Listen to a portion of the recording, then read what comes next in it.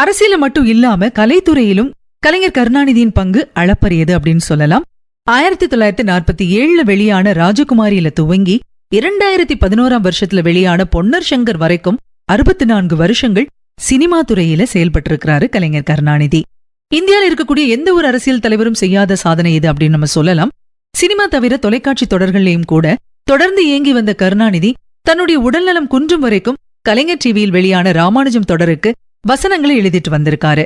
சுமார் 2 லட்சத்திற்கும் மேற்பட்ட பக்கங்களுக்கு எழுதி குவித்திருக்கும் கலைஞர் கருணாநிதி உடன்பிறப்பே அப்படின்னு சொல்லி முரசொலியில் 1971 எழுத ஆரம்பிச்ச தொடரை தன்னுடைய உடல்நிலை மோசமாக மாறிய 2016 வரைக்கும் எழுதியிருக்காரு. அது எல்லாமே பாத்தீங்கன்னா கடிதம் போன்று எழுதப்பட்டவை. அதோட எண்ணிக்கை மட்டும் சுமார் 7000 அப்படின்னு சொல்லப்படுது.